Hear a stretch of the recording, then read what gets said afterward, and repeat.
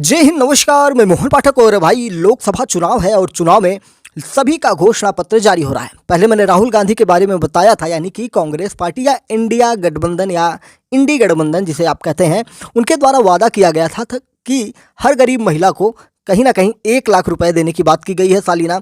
और भी चीज़ें थी जिनके बारे में हमने चर्चा किया था और ये बताने की कोशिश की थी कि किस प्रकार से बीजेपी को टक्कर देने के लिए, एनडीए गठबंधन को टक्कर देने के लिए इंडिया अलायंस या इंडिया गठबंधन अपना घोषणा पत्र जारी की थी। लेकिन अब भाजपा का घोषणा पत्र आ गया है और भाजपा के घोषणा पत्र को हमने अभी टीवी पर सुना, इंटरनेट पर सुना, लेकिन जब हम उसका विश्लेषण करेंगे तो विश्लेषण करने में आपको इतना बता दें कि कहीं ना कहीं मोदी ने चौका छक्का मार दिया है। और इस पर देखा जाए तो जो इनकी पहले से पॉलिसी थी उनमें बहुत सारी पॉलिसियों में बदलाव करते हुए उनको आगे बढ़ाया गया है। साथ ही साथ इंटरनेट उपयोगकर्ताओं के लिए भी चीज़ें बढ़ी हैं, जैसे जो इंटरनेट पर काम करते हैं उसके लिए 5G जो है उसके लॉन्चेज को लेकर बहुत बड़ी बातें की गई हैं। बुलेट ट्रेन हुई, साथ ही साथ एक देश एक वोटर लिस्ट हुई जिसकी चर्चा हम पहले से ही करते आ रहे थे, एक देश एक चुनाव हुआ, इन पर चर्चा हुई। और बहुत सारी ऐसी गरीब कल्याण योजनाओं के बारे में जिसमें 3 करोड़ आपके आवास की बात की गई, सब पर हम डिटेल में चर्चा करेंगे। और किस प्रकार से जो आपके देश में एक तरह से मुफ्त राशन योजना चलाई जा रही है उसे 2029 तक चलाए जाने की बात की गई है। अगर यहाँ पर एक देश एक चुनाव की बात की जा रही है तो हमने इस पर पहले डिटेल में चर्चा किया हुआ है और आपको बताया है कि 2029 में क्या होगा कि पूरे देश में एक साथ लोकसभा, एक साथ विधानसभा, यानी एक ही साल के अंदर में 2029 में ही हो जाएगा। और इसको करवाने के लिए जिनका कार्यकाल कम है विधानसभाओं का, उनका कार्यकाल बढ़ा दिया जाएगा, जिनका कार्यकाल ज़्यादा है उनका घटा दिया जाएगा। यानी कि मान लीजिए उत्तर प्रदेश की सरकार 2027 में चुनाव होना चाहिए तो इसका कार्यकाल 2 साल बढ़ा दिया जाएगा, यानी कि योगी आदित्यनाथ 2 साल और मुख्यमंत्री हो जाएंगे। मान लीजिए किसी राज्य में वहाँ का कार्यकाल एक साल ज़्यादा हो रहा है या कम हो रहा है, उनको घटा बढ़ा दिया जाएगा। तो इस प्रकार से होगा, उसको हमने अलग से चर्चा किया हुआ। लेकिन आज हम बात करेंगे जो 5 बड़े वादे हैं उन पर चर्चा करेंगे, जैसे कि गरीबों के लिए मुफ्त राशन योजना 2029 तक चलाई जाएगी। 70 साल से ऊपर के बुजुर्गों को आयुष्मान योजना के तहत 5 लाख रुपए का मुफ्त इलाज किया जाएगा। और मुद्रा योजना के तहत जो लोन की सीमा है उसे बढ़ाकर 20 लाख रुपए तक की जाएगी। और गरीबों को 3 करोड़ घर देने की बात हो या एक राष्ट्र एक चुनाव एक सामान्य मतदाता सूची प्रणाली शुरू की जाएगी, ऐसी बातें की जा रही है। सभी चीज़ें हम आपको डिटेल में अब समझाने वाले हैं। तो चलिए आइए शुरू करते हैं। सबसे पहला हम बीजेपी के 5 अहम वादे जो आपको पूरे होते हुए दिखाई दिए हैं, जिनमें राम मंदिर, धारा 370, 3 तलाक, नागरिकता संशोधन अधिनियम जिसे CAA कहते हैं, महिला आरक्षण बिल हुआ। और आइए इन सारी चीज़ों को पहले हम देख लेते हैं जो वादे इन्होंने पूरे किए हैं अपने पिछले 10 वर्षों के कार्यकाल में। सबसे बड़ा मुद्दा था राम मंदिर, जिसमें विपक्ष की तरफ से आरोप लगाया जाता था कि मंदिर वहीं बनाएंगे, तारीख नहीं बताएंगे। और बीजेपी की तरफ से कहा गया कि मंदिर वहीं बनाएंगे, तारीख भी बताएंगे और आपको न्योता भी भेजेंगे और आप नहीं आएंगे। ऐसा ही हुआ, न्योता भेजा गया इंडिया गठबंधन को, नहीं आए। जो लोग गए भी तो उनको पार्टी ने निकाल दिया, अब वो भाजपा के सदस्य हैं। जैसे गौरव वल्लभ है, राम मंदिर का सपोर्ट कर रहे थे, पार्टी से बाहर हैं, आज बीजेपी के एक तरह से कार्यकर्ता हैं। जबकि गौरव वल्लभ एक बहुत ही अच्छे और मजे हुए वक्ता थे। संबित पात्रा जो बीजेपी के एक प्रवक्ता हैं, इस समय तो पुरी से चुनाव लड़ रहे हैं, उनको अगर कोई टक्कर देता था टीवी नेशनल चैनल पर बैठ के तो वो गौरव वल्लभ थे। और वही गौरव वल्लभ आज बीजेपी में ही शामिल हो गए, यानी कि अब संबित पात्रा और गौरव वल्लभ दोनों मिलके इंडी गठबंधन का बैंड बजाएंगे।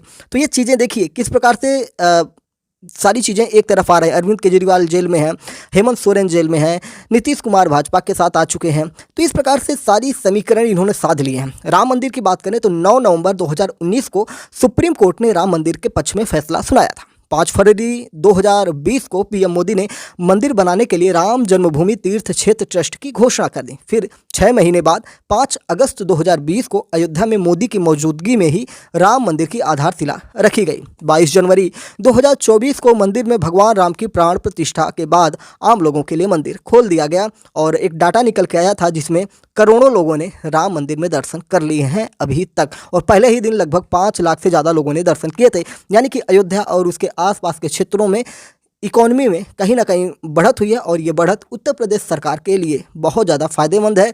वहीं पर एयरपोर्ट बने और अयोध्या में डेवलपमेंट हुआ, बहुत सारे लोगों को वहाँ पे रोज़गार मिला हुआ है। तो ये ना कहीं इनके पक्ष में जाते हुए दिखाई देगा और इनका ये घोषणा पत्र भी था और वो पूरा हुआ।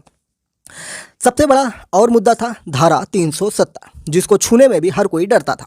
मोदी सरकार ने 5 अगस्त 2019 को जम्मू कश्मीर से अनुच्छेद 370 और 35A को हटा दिया।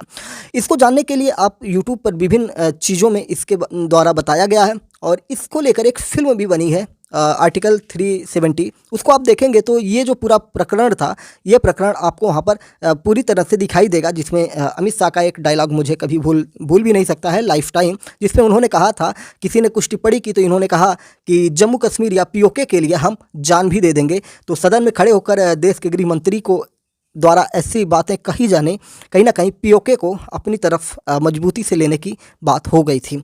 तो धारा 370 को साथ ही साथ 35A को 5 अगस्त 2019 को जम्मू कश्मीर से हटा दिया गया। साथ ही साथ राज्य को जम्मू कश्मीर और लद्दाख में बांटकर दोनों को केंद्र शासित प्रदेश बना दिया गया। मामला सुप्रीम कोर्ट भी पहुंचा था, लगातार इसकी सुनवाई हुई और फिर 11 दिसंबर 2023 को कोर्ट ने सरकार के फैसले को सही ठहराया कि कोई बात नहीं, ये जो संवैधानिक प्रक्रिया के तहत ये कार्य किया गया है ये बिल्कुल सही है। और एक सबसे बड़ा मुद्दा था 3 तलाक, जिसे तलाक-ए-विद्दत के नाम से जानते हैं। क्या कहते हैं? तलाक-ए-विद्दत। ये 3 तलाक जो है और इसी के साथ एक हलाला जैसी कुप्रथा कहें या प्रथा कहें इस्लाम धर्म के हिसाब से, तो इसके उन्मूलन के लिए मुस्लिम महिला विवाह अधिकार संरक्षण जो होता है, विधेयक 2017 में लोकसभा में पारित किया गया, लेकिन राज्यसभा में ये अटक जाता है। फिर क्या होता है? 2019 में बिल दोनों सदनों से पास हो गया। अब 3 तलाक के तरीकों से 1 तलाक-ए-विद्दत यानी कि एक साथ 3 तलाक देकर शादी तोड़ना, 3 साल की सज़ा का प्रावधान इसमें किया गया है। यानी कि 3 तलाक और हलाला जैसी प्रथाओं के उन्मूलन के लिए मुस्लिम महिला विधेयक 2017 में लोकसभा से पारित किया गया, लेकिन राज्यसभा में ये रुक जाता है। फिर 2019 में बिल दोनों सदनों से पास किया जाता है और 3 तलाक के तरीकों में, जैसे कि पहले कह दिया जाता था कि 3 तलाक तलाक तलाक, अब ये तलाक कहना गैरकानूनी हो चुका है और इस प्रकार से तलाक देना भी गैरकानूनी है और इसमें 3 साल के सज़ा का प्रावधान भी किया गया है। इससे मुस्लिम महिलाओं को बहुत ज़्यादा राहत मिली है और उनको एक अधिकार प्राप्त हो चुका है अपनी बात रखने के लिए। इस्लाम में तलाक के एक और तरीके तलाक-ए-हसन यानी कि 3 महीने में 3 बार तलाक देकर शादी तोड़ना की वैधता को चुनौती देते हुए सुप्रीम कोर्ट में कई याचिकाएं दायर की गई थी और फैसला अभी आना इसका बाकी है। यानी कि इसका फैसला अभी नहीं आया है, सुप्रीम कोर्ट में इसकी सुनवाई बाकी है। एक बड़ा काम था नागरिकता संशोधन अधिनियम, जिस पे हमने दर्जनों वीडियो कर दिए हैं।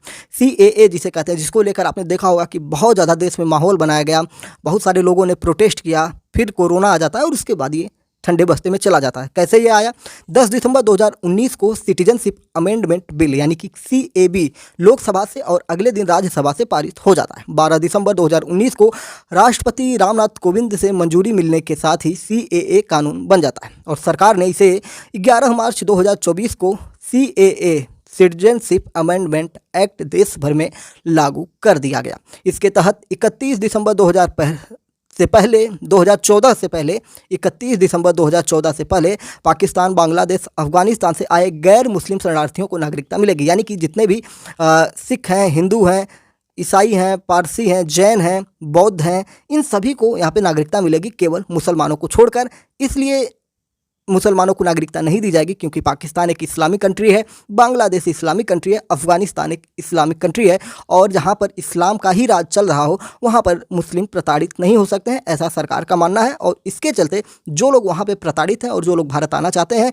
31 दिसंबर 2014 तक जो आ चुके हैं, उन सभी को भारत का नागरिक बनाया जाएगा, जिसके लिए ऑनलाइन पोर्टल उपलब्ध करवाया गया है और ऑनलाइन रजिस्ट्रेशन कराकर अपने डॉक्यूमेंट सबमिट करके भारत सरकार से आप नागरिकता लेने के लिए अब तैयार हैं। एक बड़ा बिल था जिसको नाम दिया गया महिला आरक्षण बिल। ये आपने देखा होगा, आपने सुना होगा कि जब सत्र समाप्त हो जाता है उसके बाद अचानक से भारत सरकार इसको लेकर एक चीज़ें लाती है और सबको लगता है कि क्या होगा क्या नहीं होगा। बहुत सारी अटकलें हुई, मीडिया में बहुत सारे अफवाहें उड़ने शुरू हुई, लेकिन महिला आरक्षण बिल आता है। क्या था ये? लोकसभा और राज्यसभा की विधानसभाओं में महिलाओं के लिए 1/3 सीटें आरक्षण करने के लिए 1996 में कोई बिल लाया गया। 27 साल बाद 20 सितंबर 2023 में ये बिल लोकसभा से और फिर 22 सितंबर को राज्यसभा से पारित हो गया। 28 सितंबर को राष्ट्रपति ने भी इसे अपनी मंजूरी दे दी थी। बिल लागू होने के लिए जरूरी कानूनी ज़रूरतें तो पूरी हो चुकी हैं, लेकिन परिसीमन और जनगणना पूरी होने के बाद ही इसे लागू किया जाएगा। यानी कि कानून बन चुका है, लगभग 33% आरक्षण यहाँ पर देने की बात की गई है लोकसभा और विधानसभा में। अभी ये जो परिसीमन का मतलब होता है कि गठन किया जाएगा कि देश में किन किन लोकसभा क्षेत्रों में, विधानसभा क्षेत्रों में ऐसा इन लोगों को सीटें आरक्षित कर दी जाए, जिससे इनको चुनाव लड़ने में सहूलियत हो और संवैधानिक प्रक्रिया के काम में आगे बढ़ाए जा सकते हैं। बीजेपी के कुछ अहम वादे ऐसे थे जो अभी तक पूरे नहीं हो सके हैं, उनको आपको जानना जरूरी है, जैसे कि NRC, UCC, गंगा सफाई अभियान, गरीबों को पक्का मकान और $5 ट्रिलियन इकॉनमी। तो पहले हम $5 ट्रिलियन इकॉनमी की बात कर लेते हैं। मीडिया रिपोर्ट्स के मुताबिक इस समय देश की इकॉनमी इस समय $3.7 ट्रिलियन है। केंद्र सरकार का दावा है कि 2025 तक यह आंकड़ा $5 ट्रिलियन पहुंच जाएगा। RBI के पूर्व गवर्नर रघुराम राजन समेत कई इकोनॉमिस्ट का भी मानना है कि 2025 तक $5 ट्रिलियन का आंकड़ा पाना मुश्किल है। बीजेपी इस वादे की स्थिति 2025 में ही स्पष्ट कर सकेगी। यानी कि जो विश्लेषण करता है वो कहते हैं कि ये आंकड़ा पाना मुश्किल है, आसान नहीं है, लेकिन अब 25 में ही पता चल पाएगा कि ये क्या होगा। यानी कि 31 दिसंबर 2025 तक आने में अभी लगभग 1.5 वर्ष बाकी हैं। तो देखने वाली बात होगी कि किस प्रकार से हो सकेगा।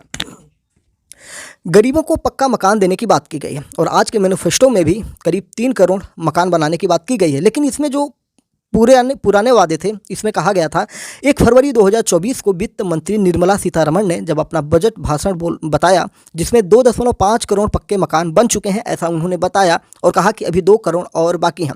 केंद्र सरकार ने प्रधानमंत्री आवास योजना को 5 साल के लिए और बढ़ा दिया है। यानी कि जो 2 करोड़ और बनाने की बात की जा रही थी, घोषणा पत्र में 1 करोड़ और जोड़ दिया गया है। ठीक है, गंगा सफाई अभियान की बात करेंगे, समान नागरिक संहिता की बात करेंगे, नेशनल रजिस्टर ऑफ सिटीजन्स की बात करेंगे, क्योंकि ये भी अभी पूरे नहीं हुए हैं। बात करते हैं गंगा मैया की। आपको याद होगा कि जब प्रधानमंत्री नरेंद्र मोदी लोकसभा का चुनाव लड़ने के लिए वाराणसी पहुंचे थे 2014 में, तब उन्होंने कहा था कि मैं आया नहीं हूं, मुझे गंगा मैया ने बुलाया है। और नमामि गंगे योजना उनके जीतने के बाद लॉन्च होती है साल 2014 में। बीजेपी की जब सरकार बनती है, तुरंत ही इन्होंने नमामि गंगे योजना की शुरुआत की, जिसका उद्देश्य गंगा नदी को स्वच्छ बनाना था।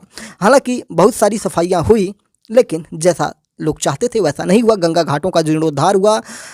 मीडिया को RTI के तहत मिली जानकारी के मुताबिक 2022 तक सरकार इस योजना के लिए जारी 20,000 करोड़ रुपए का सिर्फ 27% ही खर्च कर पाई है। यानी कि जो पैसे इसके लिए आवंटित किए गए थे वो खर्च नहीं किए जा सके, यानी कि ये योजना भी अभी अधूरी है।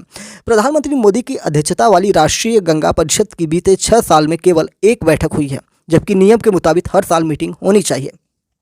ठीक है, तो ये अभी अधूरा काम है। गंगा मैया ने मोदी को बुलाया है, 2 बार बुलाया है, तीसरी बार भी बुलाया है चुनाव लड़ने के लिए। तो देखते हैं कि अब इस बार क्या होने वाला है। समान नागरिक संहिता, UCC, national register of citizenship, ये दोनों कहीं ना कहीं जुड़े हैं, लेकिन CAA जो है वो भी इसी से जुड़ा हुआ है, ऐसा लोग बताते हैं जो इसका विरोध करते हैं। उसमें कहा गया है, CAA की बात हमने बताया आपको कि भारत, पाकिस्तान, अफगानिस्तान और बांग्लादेश के जो गैर मुस्लिम हैं वो सब यहाँ पर नागरिकता ले सकते हैं, 2014 के पहले जो आए हुए हैं। ठीक है, तो इसी को लेकर national register of citizens NRC को जोड़ा जाता है। असम NRC लागू करने वाला भारत का इकलौता राज्य है। 31 अगस्त 2019 को NRC की आखिरी लिस्ट जारी की गई थी। मणिपुर विधानसभा ने साल 2022 में एक प्रस्ताव पारित करके केंद्र से राज्य में NRC लागू करने की मांग की है। 20 नवंबर 2019 को गृह मंत्री अमित शाह ने राज्यसभा में एक सवाल के जवाब में कहा था कि NRC की प्रक्रिया पूरे देश में लागू की जाएगी। वहीं 22 दिसंबर 2019 को प्रधानमंत्री मोदी ने एक रैली में कहा कि उनकी सरकार में 2014 से आज तक NRC को लेकर कोई चर्चा नहीं हुई है। ठीक है, तो ये बातें आपको ध्यान में रखना चाहिए। समान नागरिक संहिता की बात करें, UCC जिसे कहते हैं, संविधान के आर्टिकल 44 में सभी नागरिकों के लिए समान कानून लागू करने की बात कही गई है। लेकिन भारत में धर्म के हिसाब से लोगों को अलग अलग सहूलतें दी गई हैं, और जैसे हिंदू मैरिज एक्ट हुआ, मुस्लिम मैरिज एक्ट हुआ, ये सारी चीज़ें हैं। अगर आपको बताएं तो भारत में अगर पहला कोई राज्य ऐसा है जहाँ पे नागरिक संहिता लागू किया गया है 2024 में, तो उत्तराखंड ये होने वाला है। गोवा में पहले से ही समान नागरिक संहिता लागू है। आइए इस पर थोड़ी सी आपको जानकारी दे देते हैं। तो संविधान के आर्टिकल 44 में सभी नागरिकों के लिए समान कानून लागू करने की बात कही गई है। अभी देश में नागरिकों के लिए समान आपराधिक संहिता है, यानी कि लागू है, लेकिन समान नागरिक संहिता लागू नहीं हो पाई है। सिर्फ गोवा में समान नागरिक संहिता लागू है। फरवरी 2024 में उत्तराखंड विधानसभा में भी यूसीसी ध्वनिमत से पारित हो गया है और वहाँ पर लागू हो चुका है। तो ये सारी चीज़ें हमने आपको बताया, जो वादे पहले के थे, जो पूरे हुए और जो अधूरे हैं। आइए थोड़ा चर्चा करेंगे कि इस वर्ष बड़ी चीज़ें क्या निकल के आ रही हैं। आपको बता दें कि मुख्य चुनाव आयुक्त राजीव कुमार ने 16 मार्च को 18वीं लोकसभा के चुनाव की तारीखों की घोषणा की थी। इसके मुताबिक कुल 543 सीटों पर 7 फेज में वोटिंग होगी।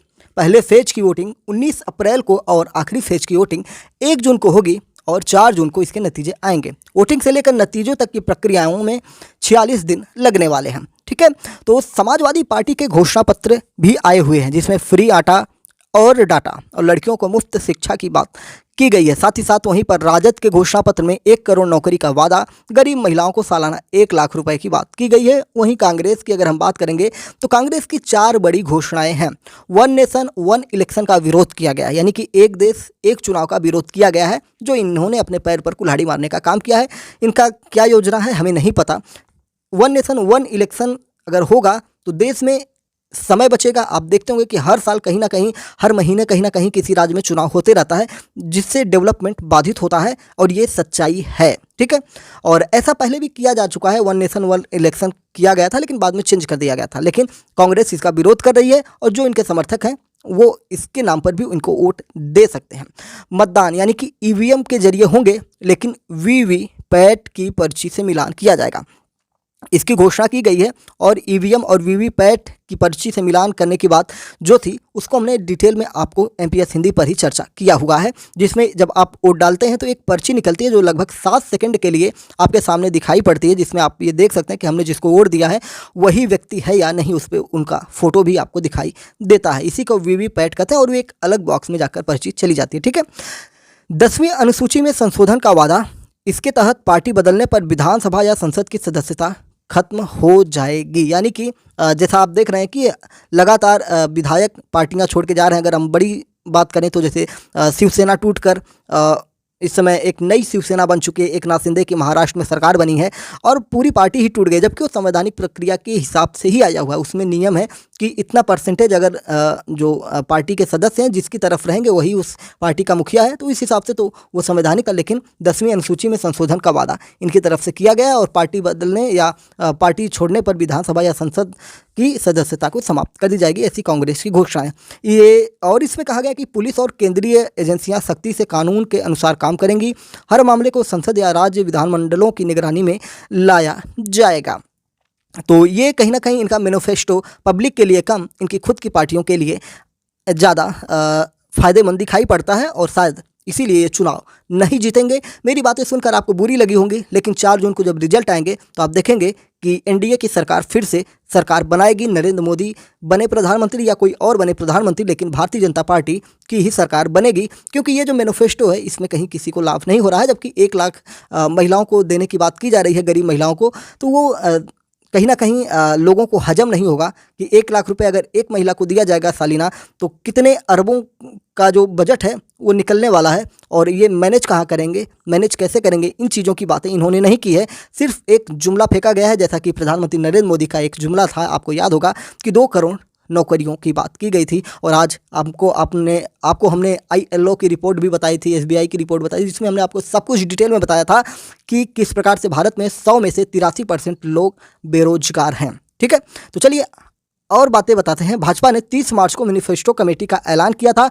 कमेटी में कुल 27 मेंबर हैं। इसके अध्यक्ष रक्षा मंत्री राजनाथ सिंह हैं, वित्त मंत्री निर्मला सीतारमण संयोजक हैं, केंद्रीय मंत्री पीयूष गोयल को सह संयोजक का जिम्मा दिया गया है। और इसके अलावा कमेटी में मध्य प्रदेश, असम, गुजरात और छत्तीसगढ़ के मुख्यमंत्री समेत 24 लोगों को इसका सदस्य बनाया गया है। अगर हम सदस्यों की बात करेंगे तो अर्जुन मुंडा, भूपेंद्र यादव, अर्जुन राम मेघवाल, किरण रिजिजू, अश्विनी वैष्णव, धर्मेंद्र प्रधान, भूपेंद्र पटेल, हेमंत बिश्व शर्मा, विष्णुदेव साय, मोहन यादव, शिवराज सिंह चौहान, वसुंधरा राजे, तारिक मंसूर, अनिल एंटनी, OP धनखड़, मनजिंदर सिंह सिरसा, डॉक्टर राधा मोहन दास अग्रवाल, विनोद तावड़े, राजीव चंद्रशेखर, केशव प्रसाद मौर्य जो उत्तर प्रदेश के उप मुख्यमंत्री हैं, जिनका कार्यक्रम हमने अभी आपको MPS हिंदी पर दिखाया भी था, हम वहाँ खुद मौजूद थे, सोशल मीडिया जो उनकी मीट थी, सुशील कुमार मोदी, रविशंकर प्रसाद, जुएल ओराम और स्मृति ईरानी। तो राजनाथ सिंह अध्यक्ष हैं, निर्मला सीतारमण संयोजक हैं, पीयूष गोयल सह संयोजक हैं। ये इनकी कही जाए तो 27 सदस्यों की कमेटी है। प्रधानमंत्री मोदी ने स्पीच भी की जिसमें उन्होंने अपनी बातें कही। मैनिफेस्टो जारी होने के समय उनसे पहले जेपी नड्डा ने भी अपनी बातें रखी, जिन्होंने गरीब कल्याण योजनाओं के बारे में चर्चा की। लेकिन आइए हम सिर्फ प्रधानमंत्री की चर्चा करते हैं कि प्रधानमंत्री ने क्यों बातें कहीं, ये आपके लिए मायने होने वाली है। और जो जो चीज़ें जेपी नड्डा ने कहा है कहीं ना कहीं वो बातें इसमें इंक्लूड है। ठीक है, तो प्रधानमंत्री मोदी ने कहा कि मेरे लिए 4 जातियाँ हैं, नारी, युवा, किसान और गरीब। पीएम मोदी ने दिसंबर 2023 में 3 राज्य मध्य प्रदेश, राजस्थान और छत्तीसगढ़ में भाजपा की जीत के बाद कहा था कि उनके लिए भारत में 4 ही सबसे बड़ी जातियां हैं, नारी शक्ति, युवा शक्ति, किसान और गरीब परिवार। और इन्हें सशक्त करने से ही देश सशक्त होने वाला है। और पीएम ने उन्हें ज्ञान यानी कि GYAN गरीब, Y से युवा और A से अन्नदाता और N से नारी नाम दिया है। नड्डा क्या बोले? उन्होंने कहा कि जेपी नड्डा ने बोला कि प्रधानमंत्री हर गतिविधि के साथ अपने को जोड़ते हैं। प्रधान सेवक होते हुए पार्टी उनकी प्राथमिकता, जब भी हम समय मांगते हैं तो हमें वे समय देते हैं, आज भी यहाँ मौजूद हैं। नड्डा बोले कि आज संकल्प पत्र की लॉन्चिंग होगी। हमें ध्यान में रखना चाहिए कि भाजपा और जनसंघ से लेकर यह वैचारिक अधिष्ठान होने के नाते विचारों को लगातार आगे बढ़ा रहे हैं। हम सभी इस यात्रा में शामिल होंगे। जेपी नड्डा ने यह भी कहा कि हम यह मैनिफेस्टो इस यात्रा को आगे बढ़ाने का काम करेगा। हमने एकात्म मानववाद की बात कही है। जब सरकार में आए तो अंत्योदय के रूप में उसे स्थापित किया। प्रधानमंत्री ने सबका साथ, सबका विकास, सबका प्रयास से आगे बढ़ाया। मोदी जब संसदीय दल के नेता चुने गए थे तो स्पष्ट कहा था कि सरकार गांव, गरीब, अंतिम पायदान पर खड़े व्यक्ति को समर्पित होने वाली है। प्रधानमंत्री मोदी की अगर हम बात करें तो नड्डा ने उनके बारे में कुछ और बातें कहीं जो आपको जानना जरूरी है। उन्होंने कहा कि 2014 में मोदी के नेतृत्व में वोट शेयर 31% पहुंचा, 282 सीटें जीती गई। 2019 में हमने अपना ही रिकॉर्ड तोड़ा, वोट शेयर 37.3% पहुंचा और 303 सीटें हमने हासिल की। इस स्पष्ट जनादेश को मोदी जी ने गांव, गरीब, वंचित, दलित, महिलाओं, युवाओं, किसानों को समर्पित किया है। नड्डा ने यह भी कहा कि 1993 में मैं पहली बार विधायक बना था। विधानसभा क्षेत्र के 90% गांव में पैदल जाना पड़ा था। 3,80,000 किलोमीटर की पक्की ग्रामीण सड़क बनी है। कोई ऐसा गांव नहीं जहां सड़क से ना पहुंच सके। ये बदलता हुआ भारत है। कभी कल्पना नहीं की थी कि गांव में ऑप्टिकल फाइबर पहुंचेगा। आज गांव को इससे जोड़ा जा रहा है, यानी कि हाई स्पीड इंटरनेट की बात की जा रही है। वहीं राम मंदिर के बारे में भी इन्होंने कहा, जिस प्रकार से हमने आप पीछे चर्चा की, दुनिया में मोदी जी की स्ट्रेटजी को अच्छी बताई जा रही है। दुनिया ने पूछा आयुष्मान भारत क्या है, इसके बारे में भी बात किया गया।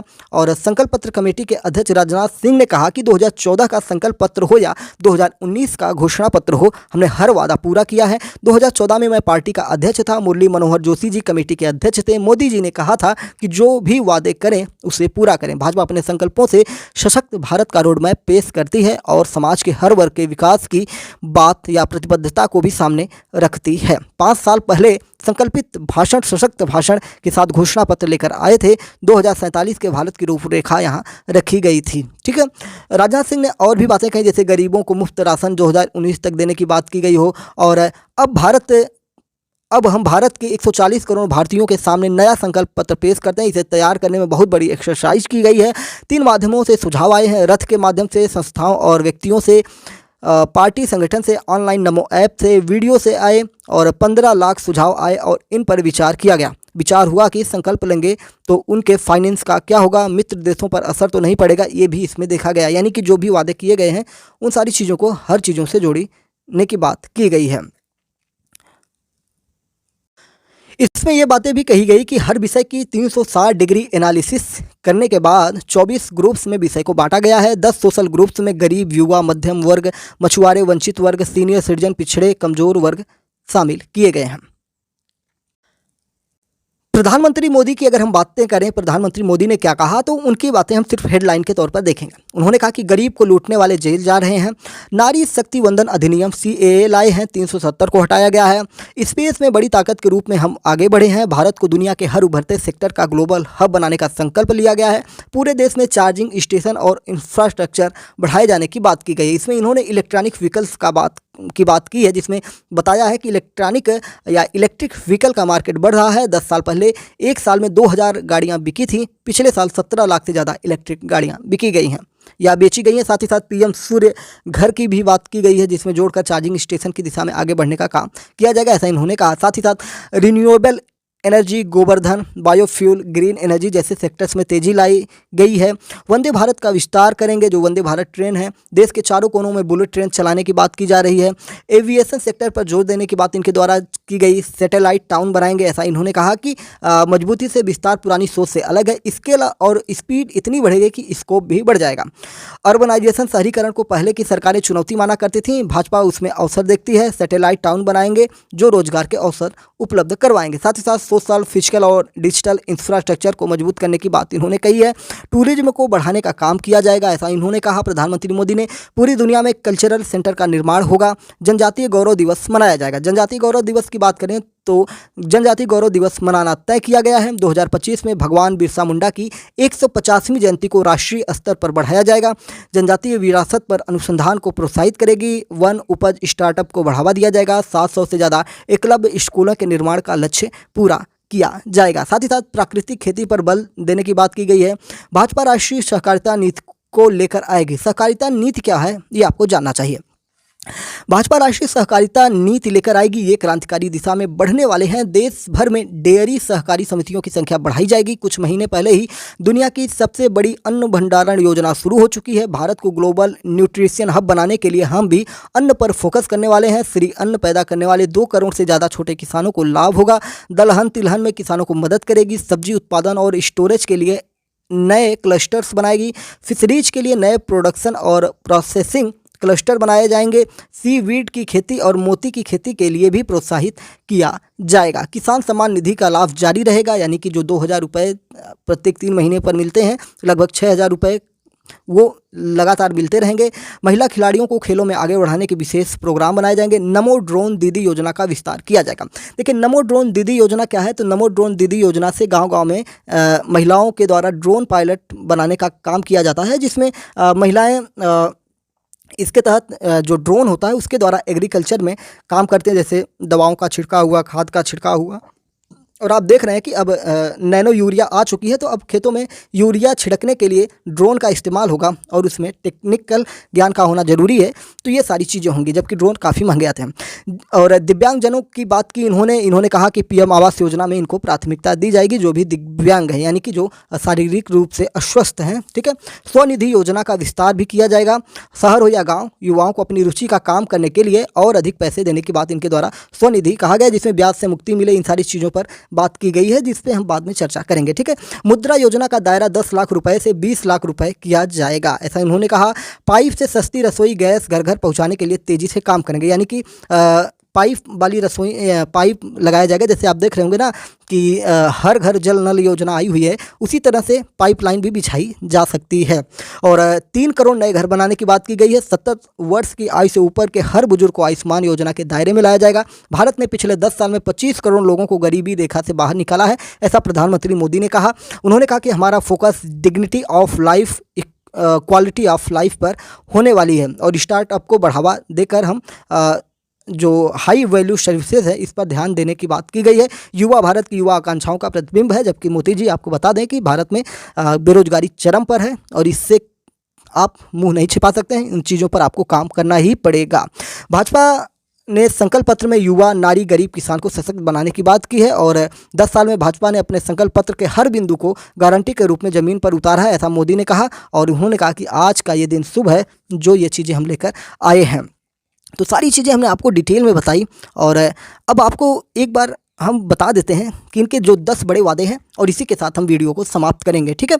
तो चलिए 10 बड़े वादे इनके एक बार एक नज़र में देख लीजिए। 70 साल से ऊपर के बुजुर्गों को आयुष्मान योजना के तहत 5 लाख रुपए तक का इलाज दिया जाएगा। ये 70 साल के ऊपर के जो बुजुर्ग हैं ना साथियों, इसमें किसी भी जाति, धर्म, संप्रदाय से आप हैं, सबको मिलेगा। ठीक है। ये नहीं कि जनरल को नहीं मिलेगा, ओबीसी, एससी, एसटी को मिलेगा या मुसलमानों को मिलेगा, ऐसा कुछ नहीं। इसमें आप भारत के निवासी हैं, 70 साल से ऊपर आपकी उम्र है या 70 साल है। जैसे रेलवे में टिकट का आरक्षण मिलता था 60 साल के ऊपर वाला, शायद वो अब समाप्त हो चुका है, मुझे उसकी ज़्यादा जानकारी नहीं है, लेकिन उसी तरह से ये चीज़ें लाई गई हैं। जो 70 साल के बुजुर्ग हैं वो किसी भी कैटेगरी से हैं, सभी को 5 लाख रुपए तक का मुफ्त इलाज मिलेगा। आपको बता दें कि ये योजना इनका इस चुनाव में इनको करीब 5 से 10 सीटें बढ़ाने में मदद करने वाली है, ऐसा मेरा मानना है। ठीक है, गरीबों के लिए मुफ्त राशन योजना 2029 तक चलाया जाएगा। गरीबों को 3 करोड़ घर दिए जाएंगे। मुद्रा योजना के तहत लोन की सीमा 20 लाख रुपए की जाएगी। CAA के तहत लोगों को नागरिकता दी जाएगी। बुलेट ट्रेन का विस्तार किया जाएगा, जिसमें पश्चिम महाराष्ट्र, गुजरात के अलावा पूर्व, उत्तर और दक्षिण भारत में भी किया जाएगा। साथ ही साथ फसलों की MSP में वृद्धि और किसान सम्मान निधि योजना जारी रखेंगे। MSP की बात यहाँ पर की गई है और आपको पता है कि MSP को ही लेकर किसान कहाँ पर थे, दिल्ली बॉर्डर पर थे और इससे पहले भी लगातार अपनी मांग करते रहते थे और उनकी मांगों को इसमें इंक्लूड किया गया है। पेपर लीक नियंत्रण के लिए कानून लागू करेंगे, यानी कि जो पेपर लीक हो रहा है, आपने देखा कि उत्तर प्रदेश में ही अगर हम बात करेंगे, बिहार में बात करेंगे, राजस्थान में बात करेंगे, हरियाणा में बात करें, हर जगह पेपर लीक होते हैं। उत्तर प्रदेश में अभी UPP का एग्जाम हुआ, उत्तर प्रदेश पुलिस परीक्षा हुई थी, जिसमें पेपर लीक हो गया, जिसकी वजह से पेपर को कैंसिल किया गया। अब आने वाले महीनों में उसके एग्जाम होने वाले हैं, लगभग चुनाव के बाद ही होंगे। 1 नेशन 1 इलेक्शन की बात की गई है, UCC देश भर में लागू करेंगे, ऐसी बात की गई है। तो मुझे उम्मीद है कि सारी चीज़ें आपको पता चल चुकी होंगी। अब आपको किसी के द्वारा कुछ सुनने की ज़रूरत नहीं है। जो भी मुख्य मुद्दे थे हमने आपको बता दिए। ठीक है, कांग्रेस का भी बताया, BJP का बताएगा। ठीक है, तो आप हमें इस तरीके से देख सकते हैं कि MPS हिंदी सभी को बराबर लेकर चलती है, कहीं पर पक्षपात नहीं किया जाता है। ठीक है, हमने कांग्रेस के बारे में पहले ही बता दिया था, आप जाकर चैनल पर देख सकते हैं। इसी वीडियो के नीचे 2-3 वीडियो में आपको दिखाई पड़ जाएगा, जिसमें मैंने बताया था कि राहुल गांधी के द्वारा देश में गरीबी हटाने की बात की गई है। साथ ही साथ 1 लाख रुपए गरीब महिलाओं को देने की बात की गई है। तो उनके बड़े मुद्दे हमने वहाँ पर इंक्लूड कर दिया था। ठीक है, तो चलिए फिर मिलते हैं किसी बड़ी अपडेट के साथ। चैनल पर नए तो चैनल को सब्सक्राइब करके डेली करंट अफेयर्स और न्यूज़ एनालिसिस के लिए हमारे साथ जुड़ जाइए। मैं मोहन पाठक आपसे विदा लेता हूँ। जय हिंद, नमस्कार, भारत माता की जय।